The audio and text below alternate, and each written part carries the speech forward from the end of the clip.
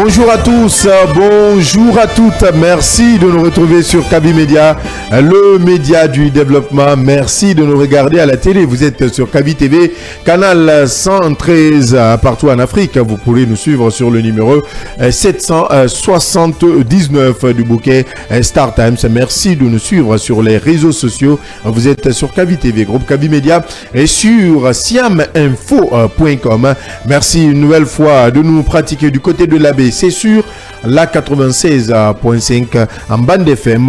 Merci de nous écrire sur le 629 95 67 67 629 95 67 67 pour participer au débat. Au menu de ce matin, l'avant-projet de la nouvelle constitution a été finalement présenté hier lundi au Conseil national de la transition.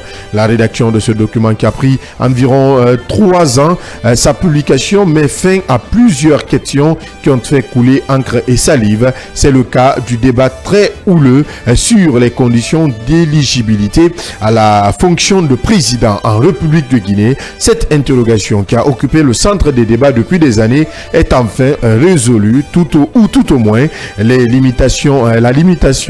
conseillers nationaux sur la limitation d'âge ont préféré jouer à la prudence. La tranche d'âge selon la nouvelle constitution est comprise entre 35 et 80 ans, contrairement aux propositions faites par certains acteurs sociopolitiques qui prônaient le dégagisme. L'un dans l'autre, l'âge pèse-t-il assez dans la balance? Les débatteurs du scanner donnent leur point de vue dans cette émission. Série de manifestations de la dynamique citoyenne malgré les mises en garde du parquet et de la gouverneure de la ville de Conakry. Les organisateurs n'entendent pas reculer. Ces séries de manifestations qui doivent se tenir à partir de ce 30 juillet jusqu'au 1er août 2024 inquiètent plus d'un. Hier lundi, des échauffourées ont éclaté en haute banlieue de Conakry, créant la psychose. Un de nos reporters a même été menacé par des gendarmes, dit-il, lourdement armés et sa moto emportée. Si tout va bien, nous tenterons de le joindre pour plus d'explications. Et cette question, au-delà de tout, la rue est-elle la solution pour réussir cette transition? On pose la question ce matin. Et parlant de ces manifestations, les activités économiques sont au ralenti dans certains quartiers de la haute banlieue de Conakry. Boutiques et magasins fermés, circulation morose et paralysée par endroits, précisément sur l'autoroute Le Prince. Des carrefours sous haute surveillance d'unités mixtes composées de gendarmes et de policiers en cette matinée du mardi. Mais sur l'autoroute Fidel Castro, la circulation est dense malgré la forte présence des forces de sécurité. On en parle dans la dernière partie de cette émission avec notre invité, Dr Mahamoudou Diakité, acteur de la société civile guinéenne qui prône une entente des différents acteurs pour éviter une nouvelle crise qui peut être très aiguë. Voilà entre autres sujets à débattre dans ce nouveau numéro du Scanner. Installez-vous confortablement. Bienvenue sur le média du développement.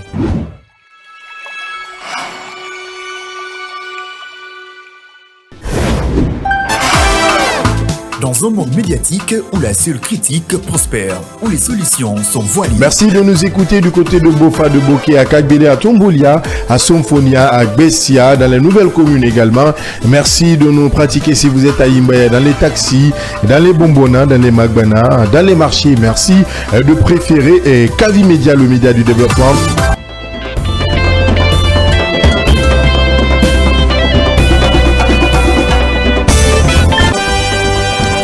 Vous nous suivez partout en Guinée. Si vous êtes à l'écoute de cette émission sur la 89.5 en bande FM, à la télé, vous nous regardez sur Kaby TV, canal 113, canal 779 partout en Afrique.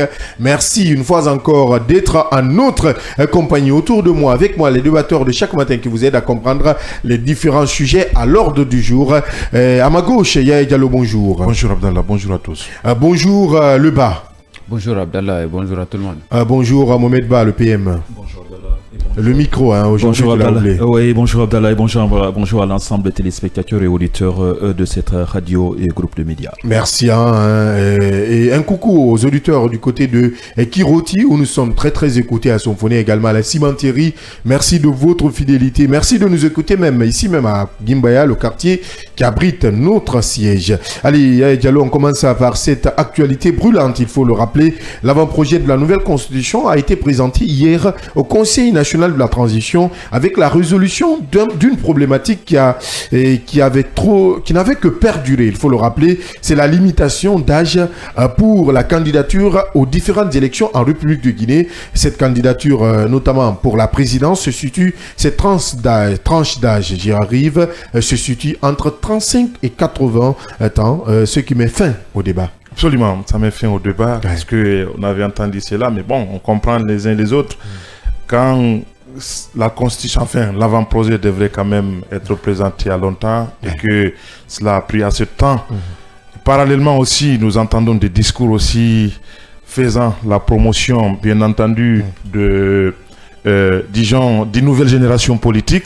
Donc, ce qui veut dire de facto qu'il y a là une élimination d'une manière ou d'une autre de l'ancienne classe politique.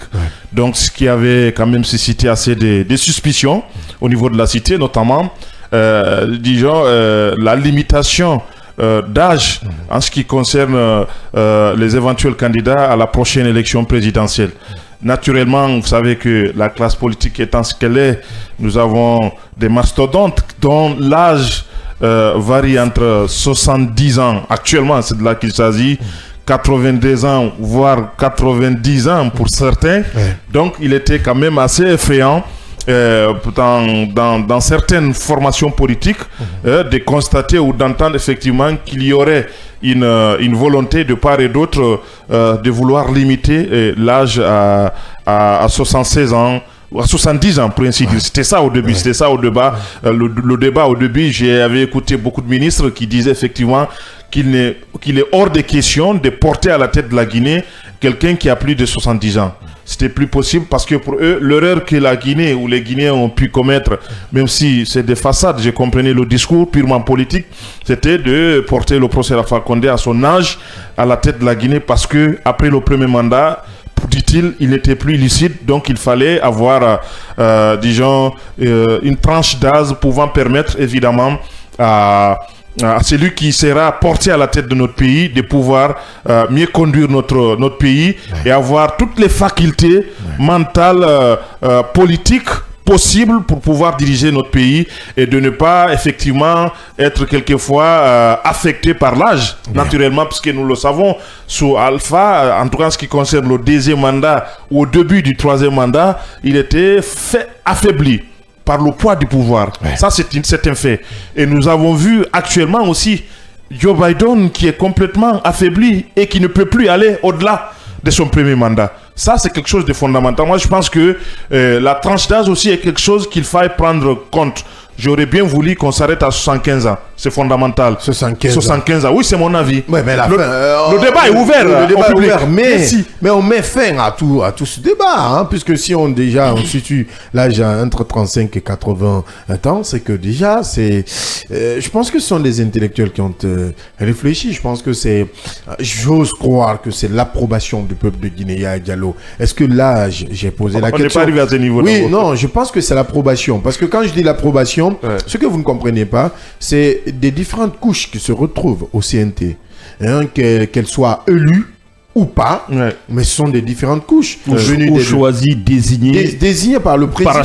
Parachutées, mais venant de différentes organisations. On a nos représentants de la presse, on a des représentants de partis politiques, de la société civile. Quoi qu'il en soit, ce sont des personnes quand même qui ont été cooptées pour leur probité morale, supposons, entre griffes.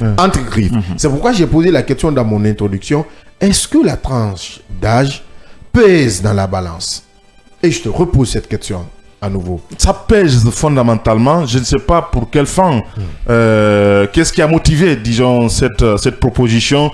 Est-ce pour échapper un peu à toutes ces valses de critiques qui pleuvaient sur l'OCNT d'avoir cette intention entre guillemets malsaine de vouloir écarter certains? Est-ce qu'ils ont voulu bien faire dire attention, cette élection enfin, la future élection, on ne sait pas à quelle année, encore une fois, ça aura lieu. Cette future élection, elle est inclusive, ouverte à tout le monde. Donc, ce qui fait que, tellement qu'elle est ouverte, on est allé jusqu'à 80 ans pour être candidat. C'est-à-dire que c'est possible de 35 ans à 80 ans. Je pense que c'est assez risqué. Joe Biden est arrivé au pouvoir à l'âge de 77 ans, 78 ans. 4 ans après, il n'en peut plus. Je pense que c'est important qu'on essaie de voir. Parce que de toute façon, nous savons l'homme, il est ce qu'il est. Là aussi, c'est discutable. Là aussi, c'est discutable. Écoutez, ça n'engage que moi. Oui, à 80 ans, il y a quelqu'un qui a 5 ans, qui fait 5 ans de mandat. À 90 ans, on sait que cette personne ne peut pas se permettre, peut-être, je dis bien, peut-être de briguer un troisième mandat. Mugabe était là. Hein. Non, j'ai dit peut-être. C'est pourquoi je mets ça. Peut-être ne va pas aller jusqu'à... Parce qu'il n'aura pas cette force, ce poids, cette capacité physique. Parce qu'il y a comme un piège dans cette nouvelle constitution. On parle de ton aptitude physique. Vous n'allez pas dire ça, Alpha Condé. Je vais te faire comprendre une chose. Nous avons un Paul Biya qui, à peu près, est devenu un jeu. Mais en réalité, il y a ce qu'on appelle un cartel qui gouverne le Cameroun. On appelle ça de l'oligarchie et non de la démocratie. De toute façon, il y a des élections là-bas aussi. Oui, mais c'est de l'oligarchie. Oui, ça c'est une évidence. Et on peut, je vous le dis, on peut prendre le chef de l'État en otage et dire attention, vous ne quittez pas. On présente toutes sortes d'arguments devant lui, pouvant effectivement lui pousser à aller vers un troisième mandat. Je pense qu'il y a ici, en Guinée, ces Guinéens-là qui ont pu effectivement amener, même si effectivement le procès en avait déjà l'intention, mais il y a là certains à côté qui ont bien voulu appuyer sur le bouton pour dire allons-y, fonçons, ça peut marcher. Et je crois qu'il y a toujours cette tentation-là. Je pense qu'on pouvait, à 75 ans déjà, 80 ans, il peut se reposer. Dans Sanakon qui avait voté ici en 2003 dans le véhicule n'est pas descendu et on savait en ce moment quel était son état de santé, comment il se portait. Puisque vous ouvrez le débat, est-ce que aujourd'hui l'âge pèse dans la balance? L'âge pèse. L'âge compte. Yaya a parlé du cas de Joe Biden. On a un peu réagi parce que on peut parler de l'âge. Dans certains, sous d'autres cieux, on peut avoir 80, 85 ans, 4 plus. Tout dépendra de la capacité physique de la personne, la capacité physique et intellectuelle. C'est une évidence que nous avons. Mais tenant compte de nos réalités, je pense que c'est quelque chose qu'on ne devrait pas jouer avec, sachant que... Ou négliger, il faut tenir compte. Je ne dirais pas qu'il faut arrêter à 70 ans, à 75 ans, parce que ça pourrait susciter des interprétations. On pourrait parler de la chasse aux sorcières, et parce qu'on sait, certaines personnes ont franchi... Qu'est-ce qui te fait rire? Non, mais si on limite ça à 75 ans, cherche que tous ses principaux opposants. Mais déjà, là où nous sommes, il y a un leader, il y a déjà un leader majeur qui a pris un coup. Oui, il y a un leader qui a pris un coup. Oui, dans un an, il ne se pourra plus. Oui, lui, à condition qu'on organise les élections en 2024, le 31 décembre. Si on n'organise pas cette date, au-delà de 2024, c'est fini. Il va se retrouver à cette date. Peut-être il va se présenter juste pour un an. Et ça, je ne sais pas comment le jeu... Non, pas pour un an. Parce qu'il y a un calcul... S'il dépasse les 80, il ne pourra plus se... Non, mais s'il a 80, et qu'on organise... D'ailleurs, là aussi, on organise les élections à l'âge de... Il a 80 juste, on organise les élections, il peut se présenter. 80 juste. 80 juste jusqu'au 31 décembre. 81 mois, 82 mois... On ne peut pas la lever. On va la lever. On ne peut pas... Non, c'est pas possible. Allez, non, il s'est présenté à 80 ou à 79 ans. Ok, mais c'est qui? C'est Sidia. Hein? Je pense que c'est l'UFR, il faut le préciser. C'est dur, les choses sont dures, mais il faut le dire comme ça, appeler les choses par leur nom. C'est pas un crime non plus. Ce n'est pas un crime aussi. Ce n'est pas un crime. Ça, c'est son cas. Et jusqu'au 31 décembre de l'année prochaine, c'est-à-dire 2025, il peut se présenter. Il peut avoir à 80, à 79 ans, à 80, jusqu'au 31 décembre, il est libre de se présenter. Maintenant, en briguant le mandat, il arrive à avoir 81, 82, on ne va pas l'empêcher de continuer de briguer sa mandature. Ça, c'est tout à fait normal. Mais c'est de voir, le jeu politique, Yaya l'a dit tout à l'heure, quand est-ce qu'on va organiser ces élections? Si le jeu continue, qu'on nous pousse, qu'on traîne, qu'on essaye d'aller petit à petit, jusqu'à ce que ça se trouve que, voilà, les conditions, les réalités de moment, Ange pousse malheureusement à ne pas permettre à d'autres personnes à se présenter. Je pense que ça va poser des problèmes. L'âge compte, il faut insister là-dessus parce que la capacité à voir les choses, la lucidité diminue. C'est une réalité. Dans des conditions normales, on devrait avoir des médecins spécialistes, des médecins qu'on a ciblés, par exemple, pendant les élections précédentes, de nous permettre à savoir pourquoi celui qui gère le pouvoir à 35 ans ou à 40 ans, et celui qui gère le pouvoir à 80 ans, quelle est la différence? Quelle est la différence au niveau de la lucidité? Parce que je pense que tout se passera au niveau de la lucidité. La capacité à réagir à temps par rapport à la situation, à chaque situation. La promptitude à réagir. Parce qu'on le dit souvent, même dans la conduite des véhicules, ça compte beaucoup. Celui qui a un âge avancé, sa capacité à réagir, voir la chose, réfléchir, avoir la promptitude, je crois quand même ça compte beaucoup pour éviter des dégâts. Je pense que c'est quelque chose qu'on doit toujours entretenir, sans qu'on ne pense que l'âge là, c'est lié à telle personne ou à telle autre. Non, il n'y a pas de personne qu'on ne doit pas voir des personnes, mais il faut voir la vie de la nation, et que c'est cela qui peut nous permettre de savoir jusqu'où on peut avoir des personnes lucides et capables de réagir à temps, au moment opportun, pour ne pas que la Guinée se retrouve dans un bateau qui pourrait chavirer à tout moment dans les prochaines années. Oui, le BAD a déjà un candidat. Si les élections sont organisées en fin 2025, il risque de perdre l'avantage. On l'appelle comme ça aujourd'hui. Est-ce que, parce qu'il faut ouvrir toutes les brèches de cette décision. Est-ce qu'ici il y a un calcul politique? Est-ce qu'on peut dire qu'il y a aussi un calcul politique? Bon, je crois que là, moi, je ne pourrais pas parler de calcul politique, parce que s'il y avait calcul politique, on se serait quand même limité à l'âge de 75 ans ou 70 ans. Parce qu'aujourd'hui, moi, je vais juste vous faire un petit calcul. Si le projet de nouvelle constitution est adopté tel qu'il est présenté, ce projet, il faut quand même se dire aujourd'hui, parce que nous ne calculons plus Alpha Condé, déjà il faut parler des autres. Attention, Pourquoi tu calcules pas? Attention. Bon, Alpha Condé déjà est hors course. Alpha Condé est au-delà de l'âge. il est au-delà de l'âge. Même si vous lui demandez aujourd'hui, il a plus que ça. Alpha Condé a 90. Vous voulez dire par là, attention, je vais dire par là, il réclame toujours le fauteuil présidentiel parce qu'il est le président démocratiquement élu. Je suis en train de parler. Pour quel poste? Je suis en train de parler là de l'avant-projet qui nous a été présenté. Et voilà, ça c'est un facteur. Aujourd'hui, vous prenez Sidia. Sidia déjà est hors course. Non, il n'est pas Il n'est pas hors. Disons, parce que nous le savons avec tout ce qui a été dit par rapport à l'organisation du scrutin, on ne s'attend pas quand même à une organisation d'ici 2025. Hein? Et le gouvernement l'a dit clairement. Si on organise 2025, si on organise l'élection en 2025, il est éligible. Oui. Donc ça veut dire qu'à l'âge de 80 ans, il peut continuer peut-être pour faire un mandat. Ou deux, ça dépend. Un mandat ou deux. Un mandat oui, parce qu'on a dit 80. Le deuxième mandat, ça va être qu'il a 85 ans. Non. Là, on parle. Ce que vous n'avez pas compris. Vous n'avez pas compris. Merci. 80 ans, c'est ce que vous avez pour vous présenter. Merci. Oui, pas pour gouverner. Merci. C'est pas à l'âge de 80 ans, dès que vous arrivez là, vous stoppez, vous ne pouvez plus gouverner. C'est à partir de là, jusqu'à ce moment-là. Je comprends. Il doit organiser des élections après son premier mandat. Oui. Donc quand il organise des élections, il ne pourra pas se présenter selon cette constitution. Je lui comprends. Évidemment. Là, selon cette constitution, il ne pourra plus se présenter. Oui. Moi, je me dis que voilà, de l'autre côté, vous avez les Cellou d'Alain Diallo, les Faya, comment je vais dire, les Faya Milimono. Non, pas Faya Milimono. Faya Milimono est trop François Lucénifal.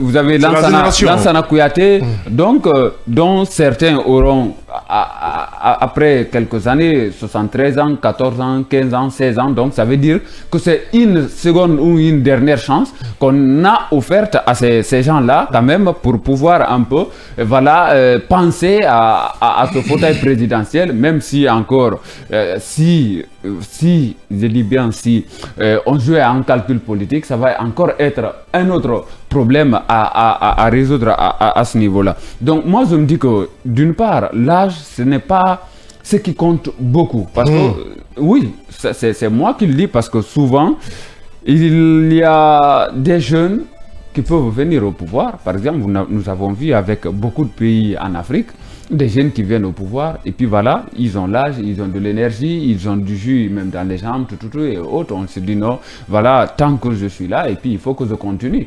Mais dès que vous arrivez à un certain âge avancé, je crois que vous-même, c'est le cas de Joe Biden, on l'a rappelé ici tout à l'heure, vous n'avez pas l'intention, en tout cas si vous êtes d'une bonne moralité, vous n'avez pas l'intention d'aller au-delà, parce que vous n'avez plus cette force de continuer. Je crois que cela pourrait permettre ou favoriser quand même un peu l'alternance, parce que nous avons connu cela dans ce pays, l'alternance, c'est que c'est jusqu'à ce qu'on arrive au pouvoir. Dès qu'on est là, et puis voilà, on essaye quand même de passer par tous les moyens pour s'éterniser au pouvoir. On devient une autre personne. Et bien évidemment, parce que souvent on dit, surtout chez nous, le pouvoir change carrément.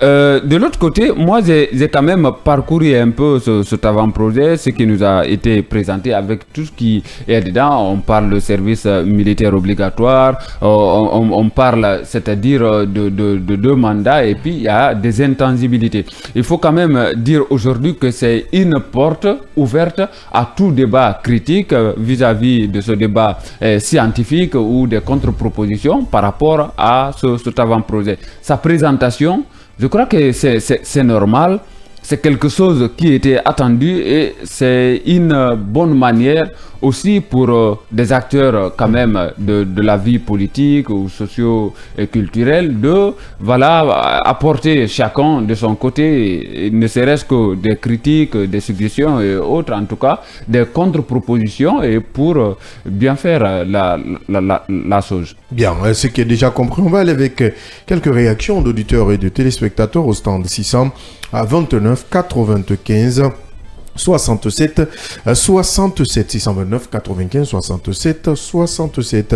On commence par cette première réaction de cet auditeur qui nous dit bonjour, c'est Mohamed Djoul Baldé depuis T8. Je voudrais savoir si le président de la transition est membre du gouvernement ou est membre du CNT. Pourra-t-il se présenter à l'élection présidentielle? Allez, on va voir tout cela avec Dr Dansa Kourouma. Peut-être qu'il va organiser un point de presse, on ne sait pas, et on va réserver toutes ces questions au président. Mais il y a une partie qui, dans le texte, nulle part cela n'est exclu, parce qu'on a dit, là on a parlé de la nationalité, il suffit d'avoir la nationalité, avoir un parent qui est d'origine guinéenne, et nulle part on a dit l'ancien gouvernement.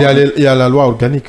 La loi organique vient appuyer la Constitution. Oui, mais la loi organique n'est pas plus que la Constitution. Que j'ai dit, c'est-à-dire, en fait, c'est la loi organique qui détaille certains points des articles donnés dans la Constitution. Donc, il faudrait qu'on les pose eux-mêmes la question pour qu'ils nous donnent des détails. Bonjour les vaillants soldats de la démocratie. Nous ne sommes pas d'accord pour la limitation dans cet avant-projet de la Constitution. Il faut laisser le peuple choisir librement son dirigeant. Certains vieux de 80 ans sont plus résistants que les jeunes d'aujourd'hui. Donc, c'est un faux débat. En tout cas, mon cher champion, le président Alpha Condé viendra terminer son mandat.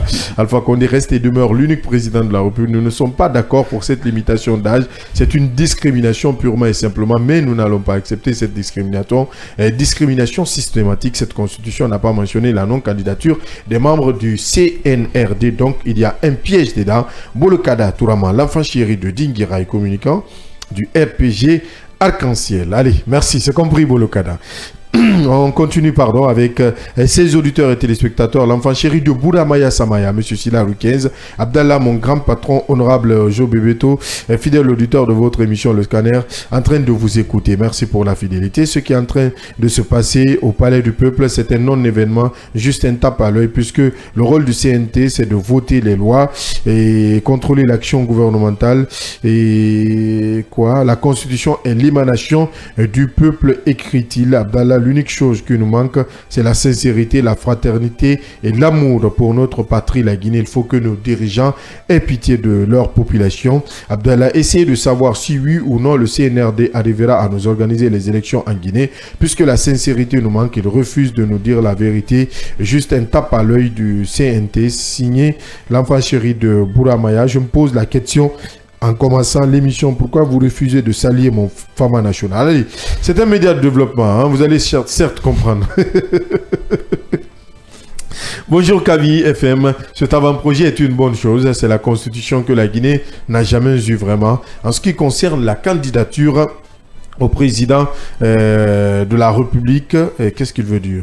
Les conditions sont bonnes avec la candidature indépendante et l'âge limité à 80 ans. Pour une bonne fois, ces vieux leaders doivent se retirer. On doit prendre la nation, non les personnes. Certains leaders même ont des démêlés et judiciaires. Ça sera compliqué pour eux de se présenter. Boubacar Ben Silla de Kountia Magazine qui nous écrit cette réaction. On continue toujours avec vos différentes réactions sur le 629 95 67 deux fois sur nos différentes pages Kavi TV, groupe Kavi Média et sur Ganga RTV qui relaie en direct cette émission. Une pause derrière, nous ouvrons le volet manifestation de cette émission et nous avons comme invité de ce matin monsieur Mahamoudou, docteur Mahamoudou Diakité. Il est acteur de la société civile et si tout va bien, nous allons joindre notre reporter hier victime d'une agression du côté de Koza. Sa moto emportée, ce sera tout à l'heure.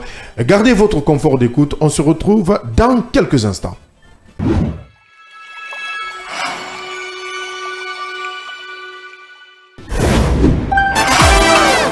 Dans un monde médiatique où la seule critique prospère, où les solutions sont voilées. Merci de nous écouter du côté de Bofa, de Boké, à Kagbele, à Tomboulia, à Somfonia, à Bessia, dans les nouvelles communes également. Merci de nous pratiquer si vous êtes à Imbaya, dans les taxis, dans les bonbonnas, dans les magbana, dans les marchés. Merci de préférer Kavi Média, le média du développement. Le scanner, c'est l'émission du débat constructif. Bon moment, on parle encore d'énergie et encore de cette problématique qui perdure, qui persiste et qui insiste. Vous n'avez pas de courant chez vous? C'est toujours le tour, hein. Ah bon? L'éternel cahier de charge. Vous vivez ça toujours là? C'est-à-dire, il y a des moments où vous passez la nuit jusqu'au petit matin, pas d'électricité? Essayez de donner un peu le nom du quartier, qu'on veut savoir si c'est Conakry ou bien c'est Conde de Breka. Non, c'est Conakry. Eh ben voilà. Vous avez dit une chose très importante en disant que il pleut, mais il n'y a pas d'électricité. Donc, la question que l'on devait se poser, est-ce que Kaleta est une arnaque? Est-ce que Swapit est une arnaque? Donc, moi je pense que ce n'est pas des projets qui sont importants, mais ce qui doit suivre ces projets. Effectivement, qu'à l'État soit petit, on ne peut plus compter sur ces barrages-là. Il faut trouver des alternatives. Avec le scanner, sans les coups de tonnerre, mais avec persévérance, l'actualité se plie au débat interactif.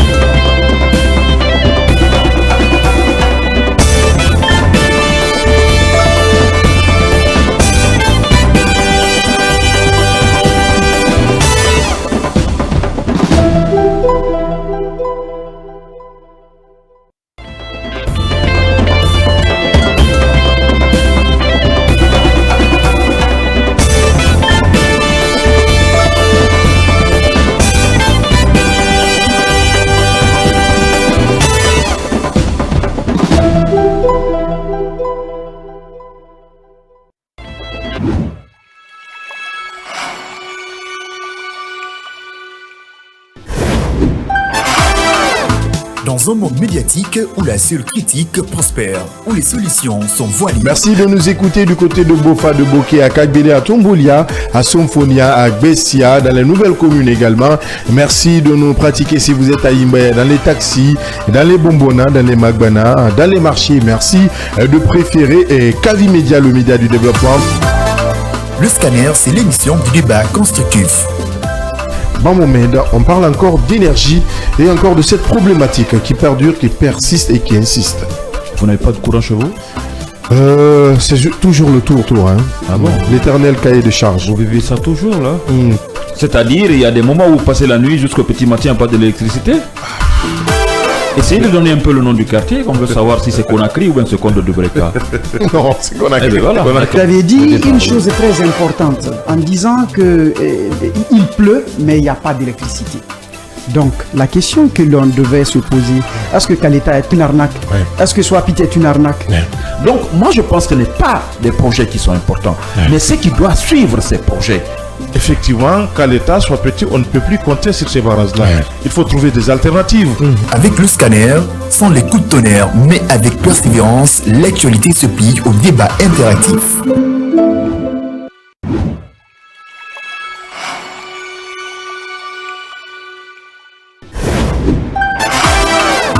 Dans un monde médiatique où la seule critique prospère, où les solutions sont voilées. Merci de nous écouter du côté de Bofa, de Boké, à Kagbele, à Tombolia, à Somfonia, à Bessia, dans les nouvelles communes également.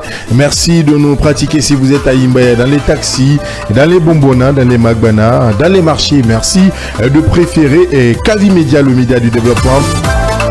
Le scanner, c'est l'émission du débat constructif. Bon moment, on parle encore d'énergie et encore de cette problématique qui perdure, qui persiste et qui insiste. Vous n'avez pas de courant chez vous? C'est toujours le tour, hein. Ah bon? L'éternel.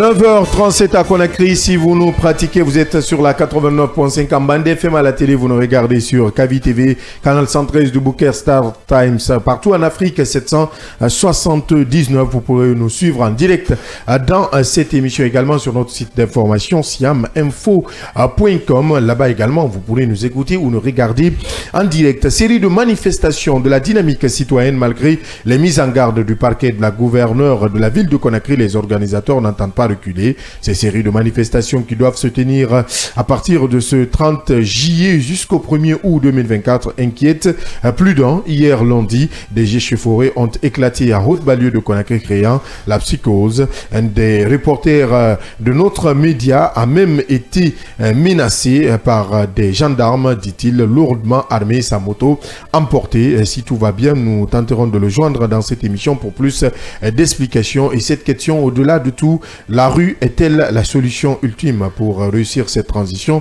On pose la question ce matin, oui, aux différents débatteurs. Je commence par vous, le PM. Est-ce qu'aujourd'hui, on est obligé de passer par ces manifestations pour trouver un consensus? Est-ce qu'on est obligé? Ah, c'est un couteau à double tranchant. Ouais.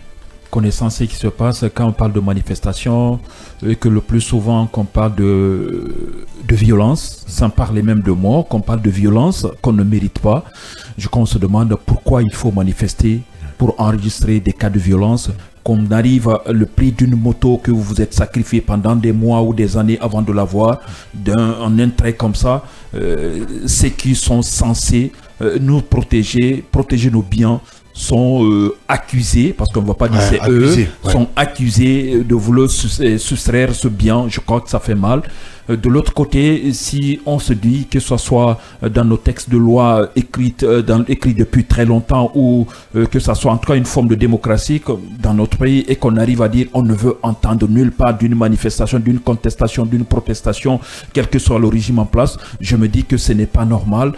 Interdire qu'on parle de réunion, qu'on parle de regroupement, parce qu'on a parlé d'arrestation de certaines personnes qui étaient là l'année, comme on appelle la semaine dernière, et que le parquet même s'est prononcé là-dessus. Je me demande qu'est-ce qui a été violé en matière de réunion, en matière de rencontre, en matière d'association ou de manifestation, de contestation d'une chose. C'est tout à fait normal. Partout dans le monde, que ce soit aux États-Unis ou en Inde, où la démocratie arrive à un niveau très élevé, quand ça ne va pas, on a des moyens pour permettre de contester. Mais aussi, cela ne veut pas dire qu'on a les moyens, les outils de manifestation, qu'on peut profiter de ces appels pour sortir piller, malmener, tuer des paisibles citoyens. Je pense qu'on doit se retrouver, on doit se comprendre dans ce pays afin de ne pas continuer à s'endeuiller, à endeuiller la nation, parce que tout ce qui se dit, tout ce qui se fait, ce n'est pas une minorité qui prend le coup, ce n'est pas le CNRD qui prend le coup, ce n'est pas ces partis politiques qui prennent le coup, c'est la Guinée tout court qui est en train de sombrer à travers ces manifestations sanglantes, il faut le dire comme ça, qui est en train de tuer, qui est en train de faire du mal, qui est en train de voler, qui est en train de piller. C'est des Guinéens qui sont en train de piller, qui sont en train de faire du mal. Donc il faut qu'on arrive à se comprendre. Tout ce qui peut nous conduire à faire des manifestations, il faut essayer de trouver des solutions avant qu'on arrive à ce niveau. Il faut aussi chercher à savoir... se retrouver autour de la table. Autour de la table, mais aussi tout ce qui arrive. Tout ce qui arrive, mais il faut comprendre aussi, il y a dans certains quartiers, dans certaines juridictions de notre pays, il y a des manifestations qui n'ont rien à voir avec des manifestations sociopolitiques que nous connaissons, qui sont dans les textes, mais plutôt des personnes qui ne savent même pas comment fonctionne un pays, comment fonctionne un quartier, un secteur. Dès qu'on parle de probables manifestations, c'est eux qui commencent déjà à sortir. On a annoncé les manifestations 30-31 le premier. Et ces manifestations ont commencé il y a plus de 24 heures maintenant, voire même bientôt 48 heures. C'est au compte de quel appel à manifestation que ces manifestations ont eu lieu avant-hier et hier. Je pense que c'est quelque chose, il y a cette forme d'éducation, cette forme de civisme qu'on doit avoir à notre niveau, au niveau de la nation guinéenne. On est en manque de civisme, qu'on le veuille ou pas, qu'on soit cadre ou pas, qu'on soit vraiment un citoyen lambda nulle part ou quelqu'un qui a fini ses études, qui a étudié à Sorbonne, dans quel pays. Vraiment, le civisme manque aux Guinéens et on doit faire quelque chose afin qu'on sorte de cette situation. Parce que, quelle que soit la valeur, le poids de la constitution que nous avons aujourd'hui, si nous n'arrivons pas à inculquer dans la tête des uns et des autres que ce pays ne peut pas évoluer sans les Guinéens, ce pays ne peut pas évoluer dans la violence, ce pays ne peut pas continuer à sombrer comme ça, je pense que cela pourrait encore nous faire de mal. Donc pour moi, il est illico dada qu'on se retrouve, qu'on se parle pour qu'on aille de l'avant. Sinon, ça va être encore compliqué. Bien, on va essayer tout à l'heure de prendre la direction de Koza où nous attend notre ami Ibrahim Diallo hier. Ibrahim Kamara, pardon. Kamara Diallo, je confonds. Ibrahim Kamara qui a été victime hier de, selon lui, des gendarmes qui lui ont soutiré sa moto après l'avoir menacé avec des armes. Si tout va bien avec la réalisation, est-ce que tout est bon de ce côté? Ibrahim, bonjour. Bonjour Yaya et Thermomètre. Nous sommes vraiment désolés pour cette mésaventure d'hier après la présentation du journal de 19h. Dites-nous, que s'est-il passé hier? Comment vous vous êtes retrouvé dans cette situation très compliquée? Donc, comme vous le savez, chaque lundi, je suis à la présentation du journal Parler à 19h. Oui. Donc, après cette présentation, c'était aux environs de 19h20, 22, 23, comme ça, j'ai fini. Donc, le temps pour moi de ranger mes effets et de rentrer à la maison. Donc, malheur pour moi, on ne m'a pas informé que ça n'allait pas dans le quartier. Et auparavant, on m'appelait pour m'informer que ça n'allait pas dans le quartier, donc j'attendais un peu pour rentrer. Donc hier, je suis venu. Difficilement, d'abord, j'ai eu accès au quartier parce que c'était chaud. Donc, je suis venu à Koza. Pratiquement, ça ne rentrait pas. Je me suis dit de retourner vers l'autoroute, prendre Kipé et rentrer dans le quartier parce que là-bas, généralement, ça, même s'il y a manifestation, ça a l'habitude de circuler. Ouais. Oui. Donc j'ai emprunté l'autoroute comme ça et je suis venu à Kipé, je suis rentré, j'ai emprunté la déviation qu'on vient de faire là entre Kipé, la déviation qui longe les rails là pour sortir à Koza, et parce que c'est vers là-bas j'habite, j'ai emprunté cette déviation. Donc je suis venu, j'ai vu les gendarmes à 100 mètres, moi j'étais devant ma cour, arrivé, je frappais à la porte pour qu'on m'ouvre parce que c'était chaud dans le quartier, pratiquement on ne voyait personne dans la rue. Donc j'attendais qu'on m'ouvre la porte, donc de là je les ai appréhendés, j'étais en train de vraiment piller les tables des marchands qui étaient installés le long des routes, donc ils se sont dirigés vers moi en train de tirer, donc moi-même j'étais paniqué. En train de tirer? Oui, de tirer, à balles réelles. Donc j'étais paniqué, je ne savais plus quoi faire. J'attendais qu'on m'ouvre la porte pour rentrer parce que la moto était garée.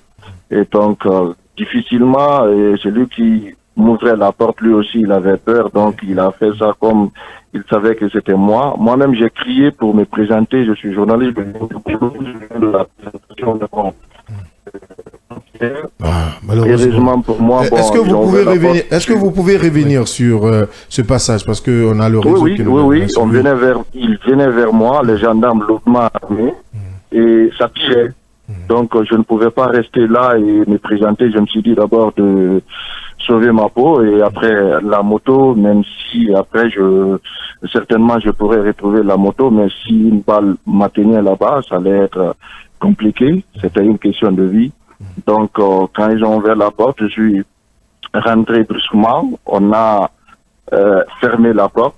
Donc j'étais arrêté là-bas et j'ai entendu dire embarquer la moto. Et j'ai ouvert la porte pour sortir, pour dire que moi je viens du boulot, j'ai fait un pas et ils m'ont braqué l'arme à nouveau en criant.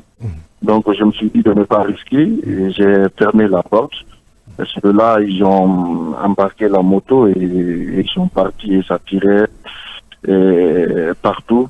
Donc hier, c'est Dieu seul qui m'a sauvé parce que imaginez, on se dirigeait vers moi, ça tirait, moi-même j'étais paniqué, je ne savais plus quoi faire. Et Ibrahim, vous n'avez eu aucune possibilité d'identifier quel type de véhicule était là, qui pourrait être à l'origine de l'embarcation, qui pourrait vraiment vous faire perdre cette moto. Qui était quel type de véhicule? Non, ce qui reste clair, c'est des gendarmes, parce que le véhicule était derrière eux. Et ils marchaient à pied, et le véhicule était derrière, le véhicule il venait lentement vers moi parce qu'ils m'ont vu arrêter devant la cour. Le quartier était pratiquement vide parce que tout le monde était rentré, ça tirait par-ci par-là. Donc ils se sont dirigés vers moi. Également ça tirait. Donc j'ai eu peur pour ne pas prendre une balle. Donc moi aussi je frappais à la porte, je frappais difficilement parce que tout le monde avait peur. Ils étaient dans leur maison, il n'y avait personne dans la cour. Et je ne pouvais pas courir également. Parce que je me suis dit, quand je courais, certainement, vous allez prendre une balle. Voilà, j'allais prendre une balle. Donc, on connaît la règle là-bas. Je me suis dit, quand je cours, j'allais leur donner le chance de tirer sur moi. La chance de tirer sur moi. Donc, je me suis dit de frapper à la porte. Heureusement pour moi, ils ont ouvert avant qu'ils ne viennent à mon niveau. Donc, je suis rentré et puis c'est ça, j'ai essayé quand j'ai entendu d'embarquer la moto, j'ai ouvert la porte j'ai fait un pas et ils ont braqué l'arme à nouveau sur moi. Donc, Ibrahim, ce qui veut dire que vous n'avez pas eu le temps de vous présenter à eux? Ou ils ne vous ont pas donné le temps? Bon, ils n'ont pas donné parce que quand ils ont commencé à tirer, moi j'ai crié, j'avais peur pour dire que je suis journaliste de la presse, je viens du boulot, j'ai crié quoi. Et j'imagine qu'ils ont entendu ça quand même, parce qu'il n'y avait pas tellement de distance entre nous. Puis quand ils ont tiré, j'ai eu peur, j'ai crié pour dire c'est la presse, je suis journaliste, je viens du boulot, mais bon, ça n'arrêtait pas. Et moi, heureusement pour moi, ils ont ouvert la porte et je suis rentré brusquement. Ibrahim Kamara, oui. Ces gendarmes opéraient-ils à visage découvert? Non. Premièrement, ils étaient armés jusqu'au dos et puis ils avaient des casques, masques, tu ne pouvais pas reconnaître quelqu'un quand même. Ils étaient donc encagoulés? Oui, avec des casques, ils portaient leurs casques. Oui, des casques et vraiment des armes à feu. Hein.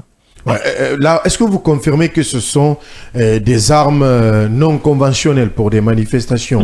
On va le dire comme ça. Oui, c'est des armes non conventionnelles. Parce qu'il faisait nuit déjà. Moi, j'ai eu beaucoup de difficultés à accéder au quartier. Parce que il faisait nuit, on ne pouvait... Il n'y avait personne pratiquement. C'était désert. Voilà, c'était désert. Malgré qu'il y avait le courant quand même, vous le savez, il y a des poteaux qui sont installés le long de cette bretelle qu'ils ont fait récemment là, donc qui pouvaient facilement distinguer les gens, et distinguer ceux qu'ils détenaient. Donc ils avaient des armes, oui, bien sûr, des armes non conventionnelles, et ça tirait partout. Moi, franchement, j'ai eu peur. Je n'ai pas tout de suite pensé à la moto, j'ai pensé à vraiment... et comment quitter les lieux pour ne pas prendre une balle. Donc, heureusement pour moi d'ailleurs, parce que moi, c'est ce qui m'inquiétait beaucoup. Je n'ai pas pris une balle parce que ça arrive souvent dans ces contrées. Et après ça, moi j'étais dans la cour parce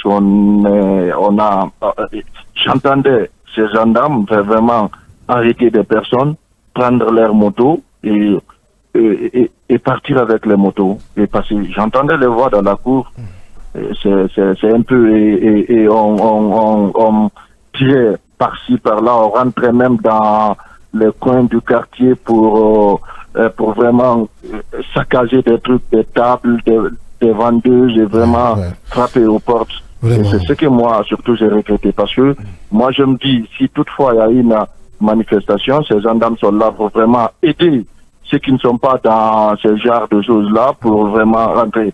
Moi j'aurais aimé qu'ils viennent me trouver et dire monsieur on va rester à côté de vous jusqu'à ce qu'on vous ouvre la porte pour ne pas qu'on vous agresse. Ou tout simplement, on va aller vérifier votre identité. Venez avec nous au poste le plus proche. On aurait bien compris comme ça. Vous aurez le temps de vous expliquer. Mais embarquer une moto, tirer à balles réelles selon vos explications, c'est encore pire. Parce qu'il y avait tout ça, si ça ne tirait pas vers moi, j'allais m'arrêter, j'allais les attendre jusqu'à ce qu'ils viennent à mon niveau. Mais comme ça tirait, donc je ne pouvais pas attendre. Je ne pouvais pas attendre. Moi, au début, quand je les ai vus venir, je tapais là, je n'étais pas effrayé. Bon. Oui, parce que tu ne te reprochais de rien. Voilà. Je me suis dit, arrivé à mon niveau, je vais m'expliquer, je vais me présenter comme j'avais mon bas du tout et tout. Mais c'est quand ils se sont rapprochés un peu, ils ont commencé à insulter et puis à tirer. Donc là, j'ai perdu le sang-froid. Mais heureusement pour moi, ils ont ouvert la porte et je suis rentré avant qu'ils n'arrivent à mon niveau. Donc, en tout cas, courage, cher ami. Et surtout, faites attention. Est-ce que vous avez sillonné quelques gendarmeries proches de vous pour vérification? Hier, ce n'était pas possible parce que le quartier, non. Ce n'était pas possible hier. Jusqu'à 4 heures.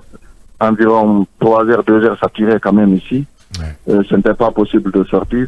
Donc, c'est seulement de voir. Et maintenant, la situation dans votre quartier, aux alentours? Bon, pour le moment, moi, je ne suis pas sorti, mais apparemment, c'est calme.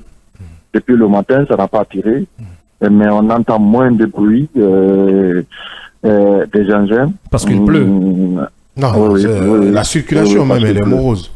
La circulation, elle est morose de ce côté. Et je suis venu, j'ai fait un petit constat ce matin.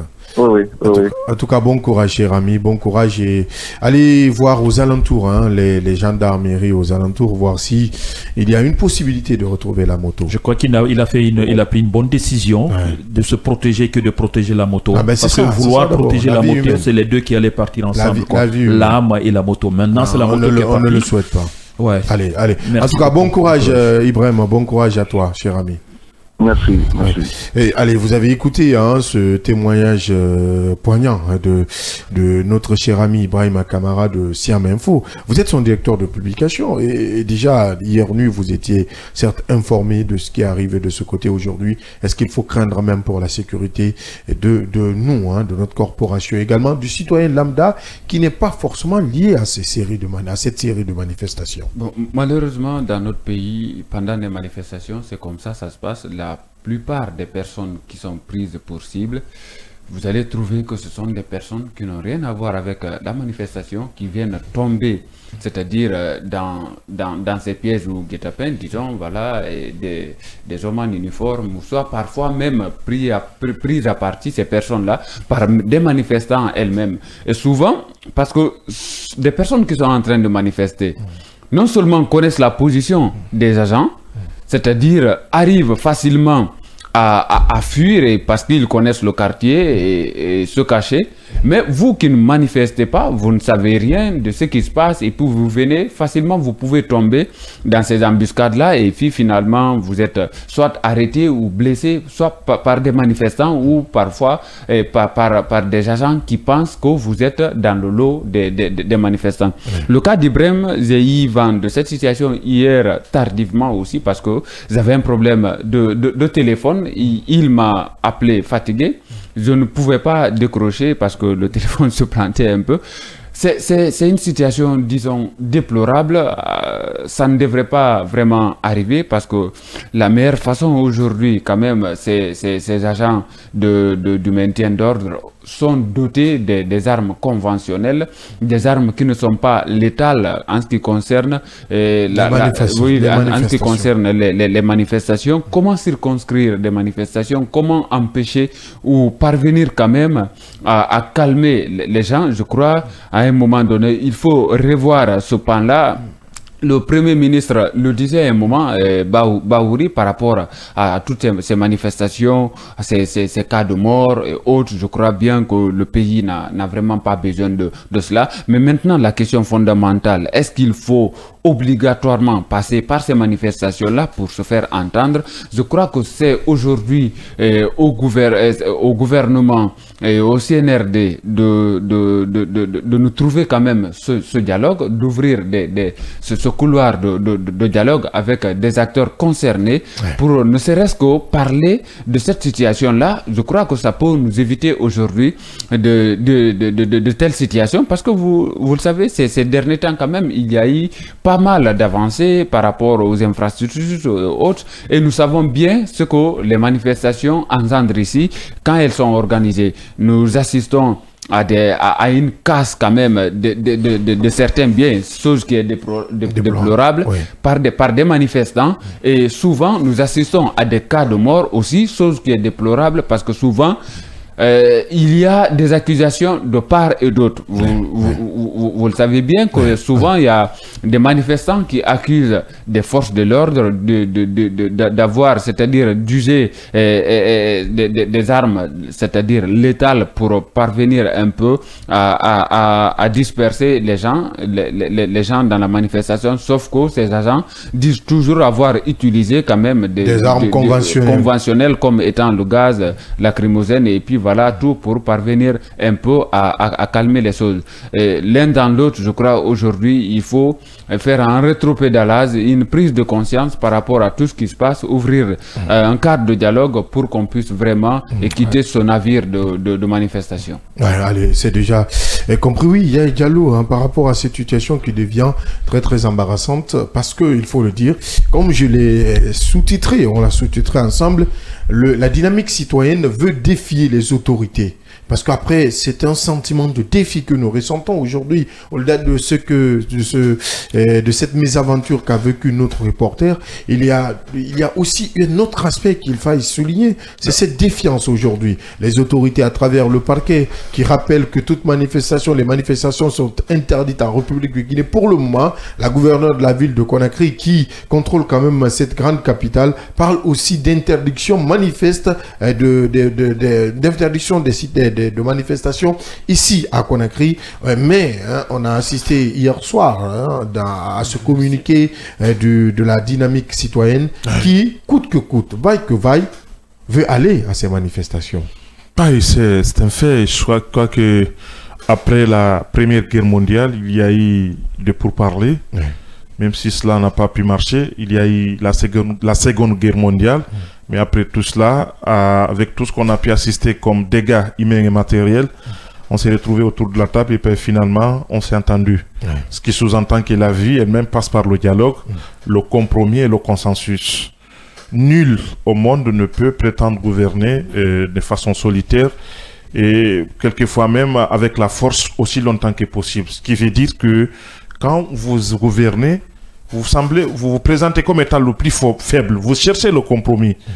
Vous allez vers les gens qui n'arrivent pas certainement à comprendre votre vision.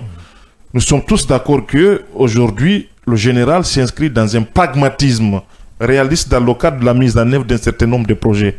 Il veut bien faire les choses.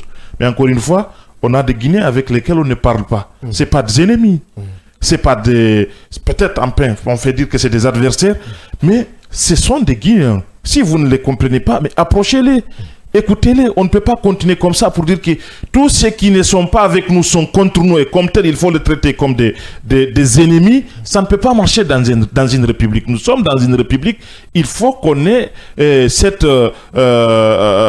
possibilité de cerner, de comprendre tout le monde à un certain niveau. Quand on est chef, on peut entendre tout et accepter tout parce qu'on est chef. Je le dis, à force de me répéter, il y a 5 ans, personne ne s'adressait à Mamadi Doumbouya parce qu'il n'était pas président de la République. Aujourd'hui, il est le chef de l'État. Il faut qu'ils acceptent qu'on s'adresse à lui. Quelquefois même la plus mauvaise de manière. C'est lui le chef de l'État, le premier de Guinée, comme tel. Je crois que c'est important. Au-delà de tout, c'est vrai qu'il y a quelques individus qui cogitent autour de lui, qui règlent des comptes, qui ne veulent pas qu'il y ait une stabilité dans notre pays. Parce que s'il y a une stabilité dans notre pays ici, ils ne trouveront pas leur gagne-pain dedans. Donc il faut créer toutes les conditions d'une instabilité pour pouvoir effectivement toujours chercher ce qu'on appelle ou trouver des boucs émissaires pour dire voilà des gens qui ne sont pas pour nous, qui n'aiment pas ce pays, de part et d'autre. Que ce soit ceux qui nous gouvernent aujourd'hui, que ce soit ceux qui s'opposent à un certain nombre de choses dans le cadre de la conduite de la transition, ils sont tous des Guinéens et ils aiment tous ce pays-là. Donc qu'est-ce qui nous empêche de discuter, de s'entendre sur l'essentiel? Pourquoi on n'est pas d'accord? Parce que c'est une continuité dans nos pays ici, où nous sommes toujours diamétralement opposés, c'est-à-dire qu'on est d'accord sur rien. Et quand c'est comme cela, vous l'avez dit ici, c'est ce manque de confiance et finalement c'est la défiance qui s'installe. Et nous sommes dans cet état de fait aujourd'hui. La défiance est arrivée de telle sorte qu'aujourd'hui, ce que j'ai dit ici, on est arrivé de telle sorte qu'aujourd'hui, on ne sait plus à quel sens se vouer et malheureusement, aucune voix ne peut se lever pour dire stop. On est à ce stade-là. C'est-à-dire que nous sommes dans une situation aujourd'hui, c'est l'affrontement. C'est la confrontation. Et on est arrivé à cela. C'est-à-dire qu'aujourd'hui, c'est de là qu'il s'agit aujourd'hui. C'est-à-dire qu'en politique, quand on arrive jusqu'à un certain niveau, quand on vous dit que c'est les rapports de force qui vont déterminer un certain nombre de choses, on est à ce stade-là. Nous sommes dans une situation de rapports de force. Et ça serait pas mauvais de dire avec ce titre dont nous parlons, serait pas mal vu qu'on parle de la défiance, mais aussi, ça ne serait pas mauvais qu'on arrive à dire la défiance face à la sourde oreille des autorités qui ne veulent pas faire quelque chose aussi. Non mais ça c'est une évidence. Ça aussi, la sourde oreille qu'on refuse. Ça c'est une évidence. Préalablement d'abord, on a dit ici, la manifestation, parce que tout est par-delà. La manifestation, elle est constitutionnelle. Le droit de manifester, c'est un droit naturel. On peut ne pas... Enfin, même au sein de notre groupe de médias, ici, quand on n'est pas d'accord, on peut manifester. On peut manifester. Donc, c'est un droit inaliénable. Donc, je crois qu'à un certain niveau, maintenant, le caractère de ces manifestations, quelquefois violentes, il faut le dénoncer. On ne peut pas vouloir manifester, s'attaquer à des gens, piller ce qu'on appelle les biens publics et privés. Et ça, je pense que c'est important de le souligner. Sur l'axe Le Prince, nous y étions depuis longtemps, qu'on est des enfants. On connaît comment ça se passe. Il y a des jeunes gens qui manifestent pacifiquement. Quand il s'agit de sortir manifester, il y a des hors-la-loi qui profitent d'un appel à manifester par l'opposition ou par la société civile et qui sèment la terreur. Ça, c'est une évidence. Et qui sèment la chienlit. Je crois que c'est important à un certain niveau qu'on essaie de pointer du doigt à ces gens-là. Ils ne connaissent ni opposants, ni gouvernants. Ce qu'ils cherchent, quand il y a un appel à manifester, ils profitent de cette situation pour essayer encore une fois de semer ce qu'on appelle la zizanie, s'attaquer aux gens et piller les gens. Entre-temps, est-ce que cela peut justifier de l'autre côté, pour finir, pour être complet sur ce cas-là, Abdallah, il faut signaler encore une fois, cela ne justifiera pas non plus que les autorités puissent continuer à tirer sur tout ce qui se bouge sur l'axe et à semer la terreur. Il est de leur responsabilité, puisque c'est l'État. Pas que sur l'axe, hein. Oui, je sais que lors des manifestations. J'ai dit, enfin, la récurrence aussi, c'est de l'autre côté. Oui, mais il ne faut pas carrément qu'on spécialise l'axe. Non, on est spécial. C'est comme si on mettait une partie sur les autorités n'ont pas le droit de tirer. Point. C'est ce que je suis en train de dire comme ça. Quel que soit. J'ai commencé par dénoncer ce qui semble la terreur d'abord. Parce que c'est des faits qui sont liés, intimement liés. C'est pour autant dire qu'on ne peut pas continuer à vouloir répondre à la violence par la violence. L'État a les moyens de pouvoir dénicher et prendre ces gens-là, ce qui sème la terreur, et de mettre à la disposition de l'action publique. On ne peut pas non plus, et parce que je pense qu'encore une fois, c'est la déliquescence de l'État qui fait qu'aujourd'hui, quand l'État est fâché, parce que c'est de là qu'il s'agit aujourd'hui, on est incapable de mettre main sur ceux qui sèment le désordre, on s'attaque à tout le monde, même les personnes les plus innocentes. Et ce sont eux-là qui payent le prix. Bien. Le cas d'Ibrahim en est une illustration. Il faut que ça cède dans notre pays ici. Bien. Et c'est pourquoi moi, quand ça manifeste, je ne passe même pas par, quelle que soit l'urgence, parce que vous n'avez rien à foutre avec ce qui se passe et puis finalement on s'en prend à vous et vous payez le prix. Il faut que ça cesse. C'est déjà compris. Voilà. Il faudrait que ça cesse. C'est pardon, le ras-le-bol de Yaya ce matin, vous l'avez déjà compris, très très affecté par ce qui arrive de ce côté. Je pense que les autorités prendront toutes les mesures pour que cette image ne soit pas collée à la République de Guinée. On va aller avec quelques réactions d'auditeurs et de téléspectateurs au stand 629 95 67 deux fois. Bonjour la meilleure des radios, Cécilia Mohamed depuis Rabitaya, Sanoya. Je vous kiffe grave, nous prions le CNRD d'organiser les élections et d'arrêter de tromper le peuple, écrit-il. On va enchaîner toujours avec ces auditeurs et téléspectateurs. Salut les hommes de bonne foi. Pour moi, limité à 80 ans, c'est très bon pour éviter les coups d'État et l'État doit libérer les activistes et les radios fermées. Je souhaite bonne chance au Sili signé Mamadou Saliou, le Sili national de Guinée qui joue ce soir même contre les États-Unis. Bonne chance donc au Sili U23. Monsieur Silaou 15 Abdallah, ce que non, on va éviter parce que là c'est un message qui revient toujours. Bonjour à vous, je suis désolé que votre confrère soit agressé. Si vous ne faites pas attention, ils vont vous fermer comme ils ont fermé les autres. La seule erreur que le peuple de Guinée a commis, c'est de faire confiance à ce pouvoir qui viole tous les droits de ses concitoyens. Léo Badra de Petit Simbaya. Salut cher journaliste, peu importe l'âge, pour diriger un pays, il suffit d'avoir la capacité de mener le pouvoir tout en respectant les principes démocratiques sans ambiguïté aucune. La manifestation étant un droit, l'État n'a qu'à laisser les gens faire la manifestation dans les règles de l'art. Ah, ma pauvre Guinée, ma va mal. Mando depuis Dabundi qui nous laisse cette réaction.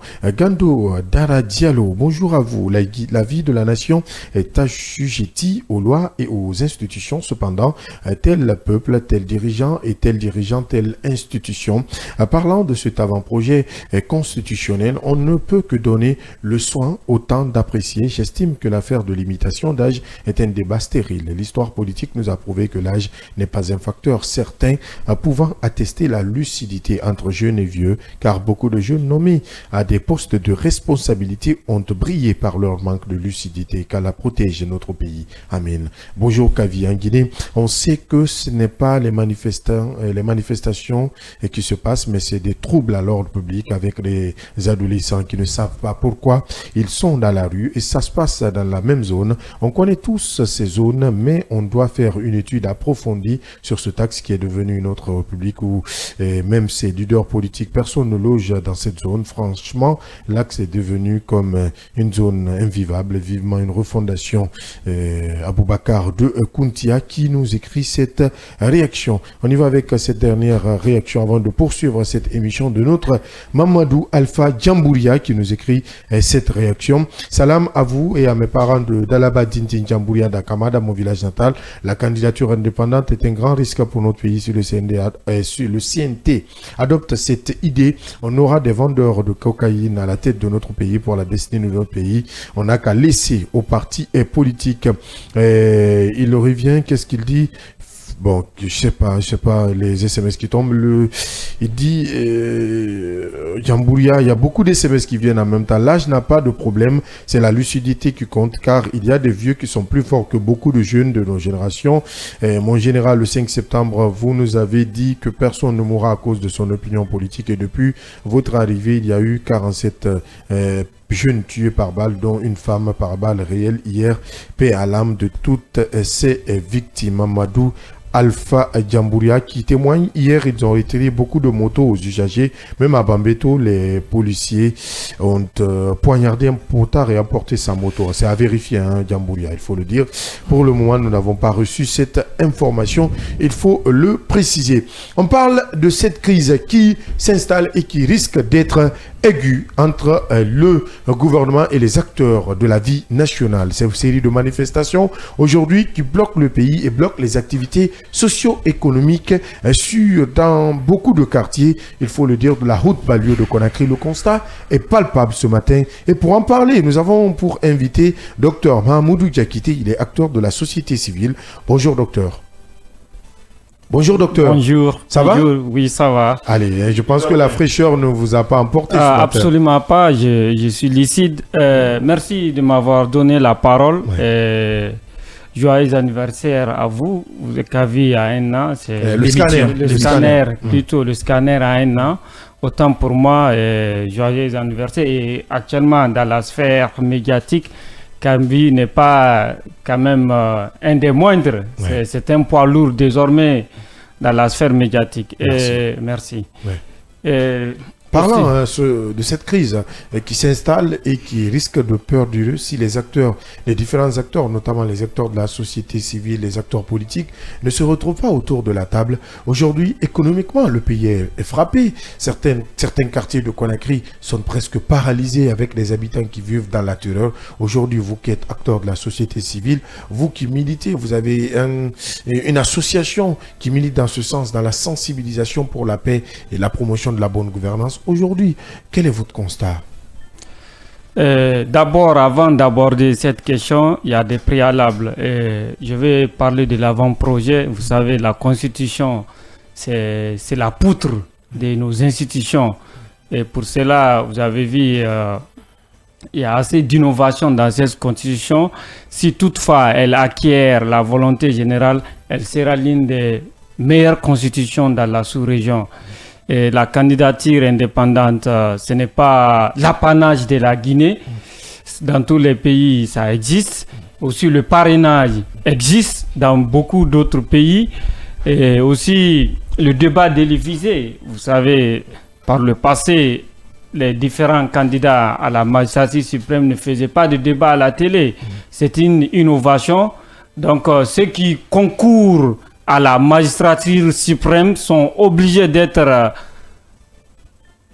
dans nos frontières pour pouvoir compétir avec pour pouvoir compétir avec les autres, parce qu'il y a certains qui ont la hantise d'être élus par leur congrès. Non, écoutez, revenons, on n'a pas assez de temps. On n'a que 10 minutes, s'il vous plaît. Docteur, s'il vous plaît. Revenons à ce sujet qui nous tient à cœur. On parle aujourd'hui de cette crise qui s'enlise entre les acteurs sociopolitiques et le pouvoir en place. On parle notamment de ce que peut engendrer cette crise économiquement pour le pays.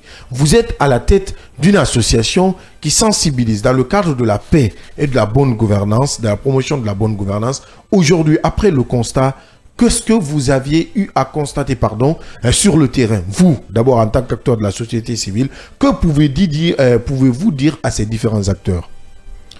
Au fait, je suis toujours dans le même giron. Et au fait, vous m'avez juste... Oui, parce qu'on n'a pas assez de temps. Si on vous laisse aller, on ne pourra pas aller sur le sujet. Je vois. Ok, je vais être bref. Mais quand même, je pense que je dois exprimer les fonds de ma pensée. Vous comprenez? D'abord, vous avez vu tout récemment la création du bataillon opérationnel. Ça vient renforcer la poutre maîtresse de l'édifice de la refondation en République de Guinée. Vous comprenez? Et une fois de plus, ce ne sont pas des manifestants, ce sont des bandits de grand chemin. Votre reporter de CM Info en est illustratif. Il était au mauvais endroit, au mauvais moment.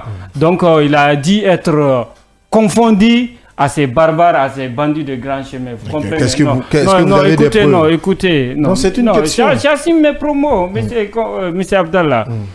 J'ai dit une fois encore. Écoutez. Mais ce que je dis, est-ce qu'il a des preuves? Non, écoutez.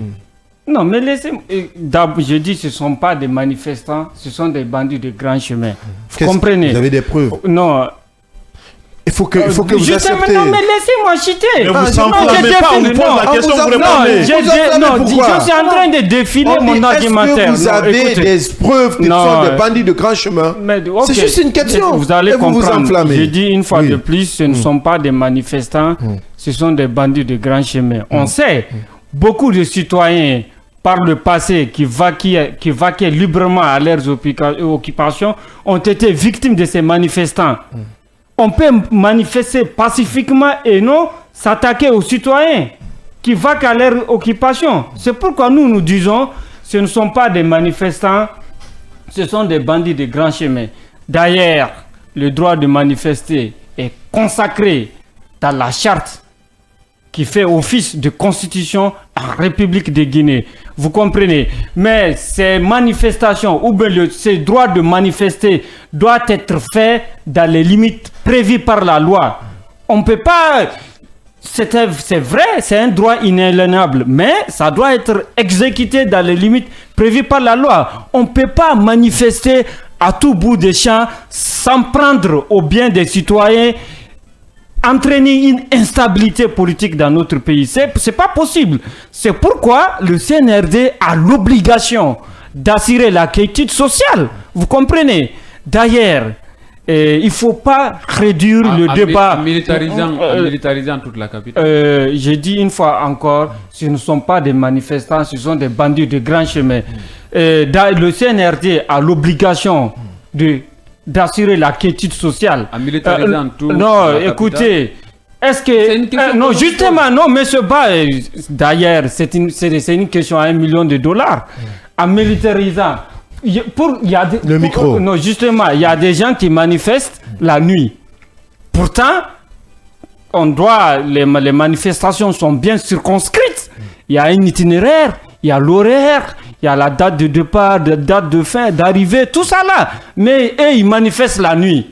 Donc, ce ne sont pas des manifestants, monsieur Ba. Ce sont des bandits, une fois de plus, je le réitère, des grands chemins. Vous comprenez? Donc, d'ailleurs, votre reporter, il en a fait les frais. Il était au mauvais moment, au mauvais endroit. Qu'est-ce que vous justement, avez non, écoutez, écoutez. Sauf qu'il n'était pas. Non, justement. Quand on manifeste, nous sommes pour la manifestation. Et vous êtes aussi pour l'utilisation. Non, moi je suis pour la manifestation. Même aujourd'hui, je peux descendre dans la rue, je manifeste librement. Je laisse les autres citoyens s'occuper de leurs affaires personnelles. Et non m'en prendre à eux. C'est ce que nous fustigeons. Le CNRD, d'abord, c'est une fuite en avant de certaines organisations de la société civile et de certains partis politiques.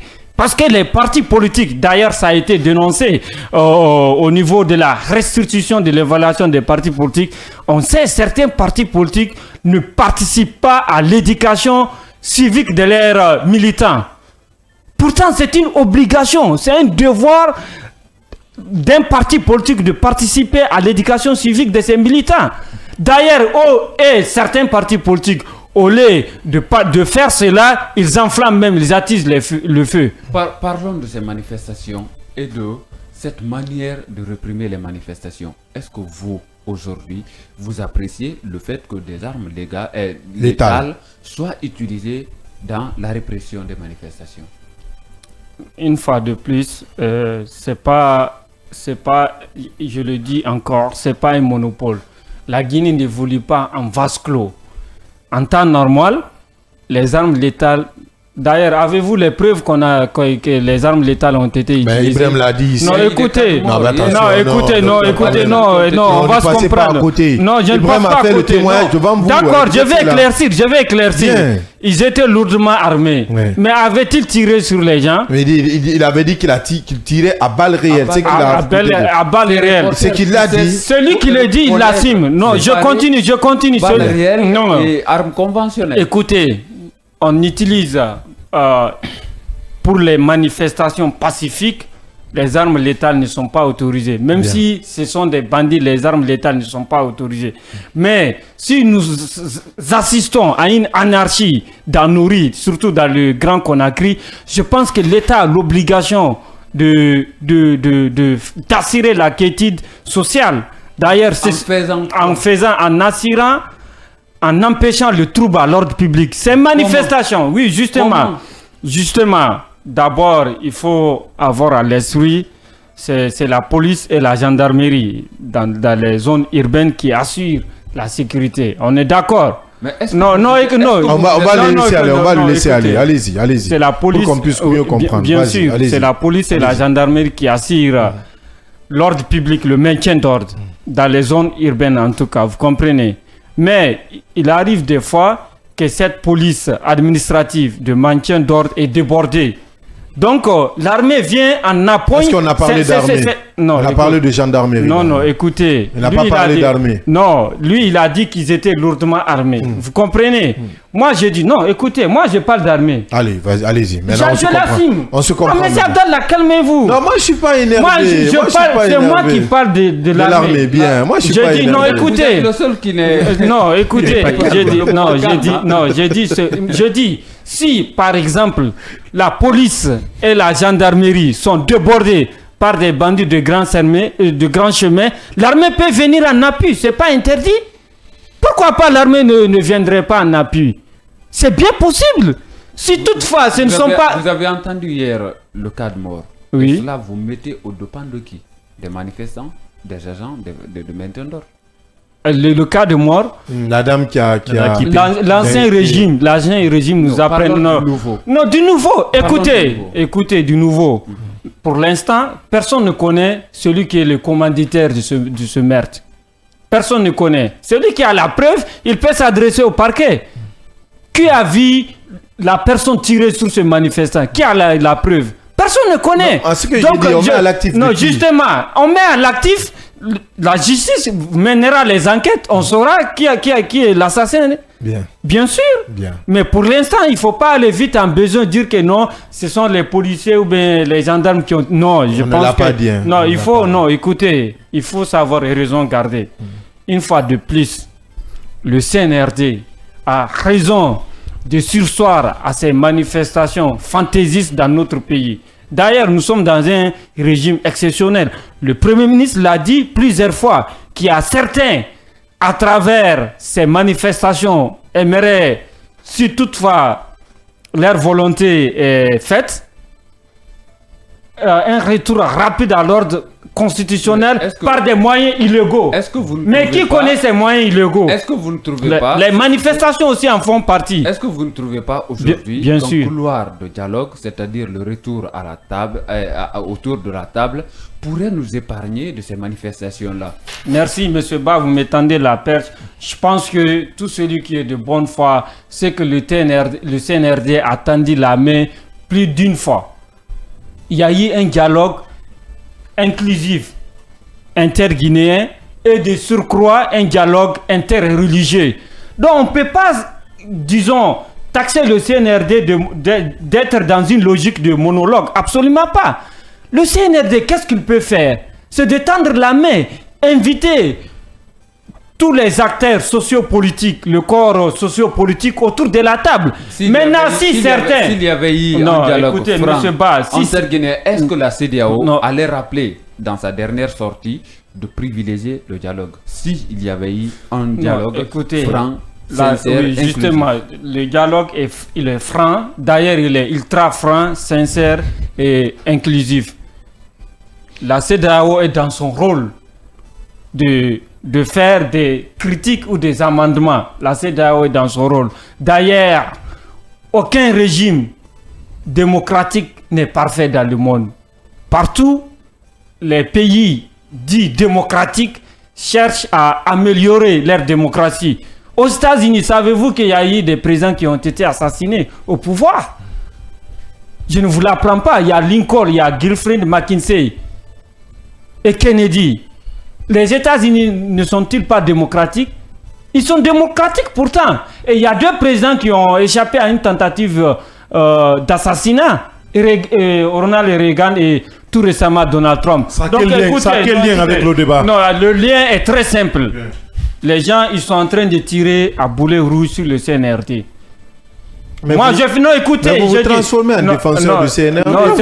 Vous tenez à défendre comme ça, les yeux fermés.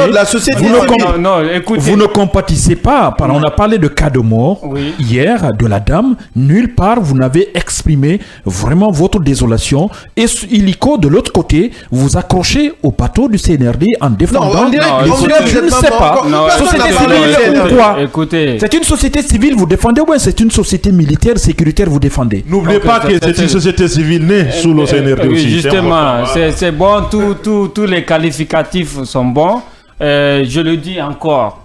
D'ailleurs, Rousseau, il l'a bien décrit. Vous parlez de Jean-Jacques Rousseau? Il l'a bien décrit dans le contrat social. Il a dit une volonté générale n'est peut-être pas unanime, mais toutes les voix doivent être prises en compte pour ne pas qu'il y ait une exclusion. Vous comprenez? C'est en cela que le CNRD a appelé tout le corps sociopolitique autour de la table de négociation, du dialogue. Maintenant, certains, pour des raisons personnelles, ne sont pas venus autour de cette table. Est-ce qu'on peut imputer la responsabilité au CNRD? Absolument pas. On ne peut pas imputer la responsabilité au CNRD. Il ne peut que tendre la main.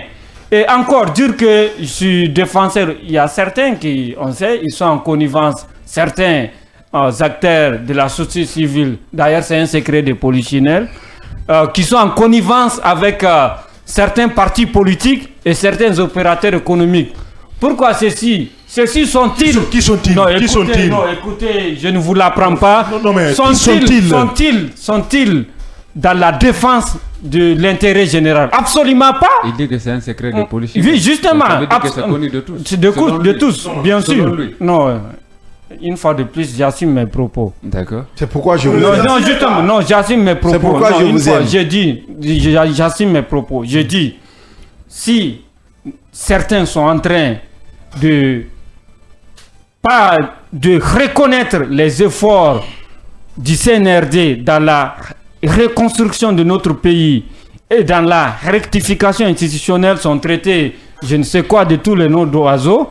Certains aussi, leur lutte qu'ils mènent, ce n'est pas une lutte citoyenne. Au-delà, absolument pas. Ça n'a rien de citoyen. C'est une lutte personnelle. D'ailleurs, c'est des pantins qui sont téléguidés par certains. Qu'est-ce que vous appelez pantin? Oui, ne jouez Parce pas, qu'attention, ne jouez pas avec les mots. Ne jouez pas avec les mots. J'ai dit, on sait, il y a certains acteurs sociopolitiques. Parce que d'aucuns disent que nous défendons... Qu'est-ce que vous appelez pantin? C'est la question que je vous pose. La question que... Non, je m'explique. Ouais. J'en viens. Certains sont dans une logique de diabolisation du régime en place. Pourtant, eux aussi, ils ne sont pas Blanche-Neige. Je dis encore, puisqu'il y a des gens tapis dans l'ombre qui tirent les ficelles, ils obéissent au doigt et à l'œil de ces personnes. Donc, ils ne sont pas responsables de leur propre engagement. Donc, c'est en cela je dis qu'ils sont téléguidés. Donc, ce sont des pantins de certains... Bon, puisque vous écoutez. Non, laissez-nous aller. Hein. On est dans un débat d'échange. Hein. Vous devez accepter quand même qu'on échange, docteur. Aujourd'hui, quelle est votre position vis-à-vis de tout ce qui se passe en République de Guinée? Vous pensez que la faute revient aux acteurs sociopolitiques? Non, écoutez, c'est une responsabilité qui est partagée. Vous savez, en Guinée, on a péché par endroits. Parfois par présomption anachronique, parfois par ignorance, parfois par arrogance. Et je pense que au lieu de passer à l'essentiel, dans notre pays, nous sommes souvent passés à l'accessoire. Et quand le réel enfonce la porte, tout le monde se cherche. D'ailleurs, beaucoup ont pris la poudre d'escampette pour sortir de cette crise. C'est très simple. Une fois de plus, le Premier ministre a lancé une reconfiguration du nouveau dialogue inclusif interguinéen. Je pense qu'à son retour des JO de Paris, il va mettre les bouchées doubles pour que ce dialogue puisse avoir lieu. Et le CNRD, dans une logique de rassembler toutes les forces vives de la nation, doit absolument inviter tous les acteurs sociopolitiques à la table de négociation. Mais le CNRD ne peut pas aller au-delà de ça. C'est impossible. Le CNRD ne peut pas aller au-delà de ça. Juste là, en tant qu'acteur de la société civile, qu'est-ce que vous reprochez au CNRD de façon générale dans sa gouvernance? En tant qu'acteur de la société civile, c'est que... Non, monsieur Ba, là, c'est... Je sais pas, vous répondez juste à la question. Non, répondez juste à la question. Ne répondez pas, vous l'avez dit qu'il pique. Non, c'est une pique. En tant qu'acteur de la société civile, ce que je reproche ou bien les manquements en quelque partie du CNRD, c'est la cherté de la vie. De nos jours... Non, vous estimez qu'il est responsable? Non, écoutez, j'ai dit, le CNRD, c'est le CNRD qui est au pouvoir. Vous comprenez? De nos jours, vous-même, peut-être vous en subissez les conséquences. Il y a une cherté de la vie qui s'installe. C'est vrai, la refondation monte en puissance, mais la cherté de la vie aussi, à quelques endroits, est en train de prendre de l'ampleur. Donc, j'ai lancé un appel pressant, solennel au CNRD, de juguler cet état de fait, pour que nous puissions sortir, pour que nos populations, dans les zones rurales et dans les grands Conakry, puissent mener une vie décente. Bien, ce qui est déjà compris, Dr Mahamoudou Diakité, acteur de la société civile, était notre invité de ce matin. Nous sommes malheureusement pris par le temps, on ne pourra pas continuer ce débat avec vous. En tout cas, merci d'être passé dans cette émission. Merci, je n'ai pas eu suffisamment de temps. Je pense que ce n'est que partie remise. Vous savez... Ce n'est que oui, justement, juste en une minute. Oui, justement. Rapidement. Nous sommes à un tournoi très décisif. Je pense qu'il y a beaucoup de points sur lesquels nous, les acteurs sociaux, on doit se prononcer. Bien. Donc, mais le temps est imparti. Bien. Ce n'est que partie remise. Merci Leba. Merci bien. Abdallah, et merci à notre invité. Merci. À tout le monde, hein. Merci Yaya Diallo. Merci Abdallah. Merci Mohamed Ba, le PM. Merci Abdallah. Merci à Maître Diakité, Docteur Diakité d'être venu pour défendre la société civile ensemble. Bien. Allez, on te retrouve tout à l'heure pour le flash d'information de 10h35 pour ceux qui sont à la radio, à la télé. Nos programmes continuent de ce côté. À 13h, vous aurez la première grande édition d'information de la journée. Et d'ici là, prenez soin de vous. Merci à l'équipe technique du jour. Ababa Koivogi, Kande Sanko, le duo qui nous a accompagnés ce matin. On se reprend demain, même heure, même fréquence, avec la même énergie pour d'autres sujets d'actualité sur le seul et l'unique média de développement en République de Guinée.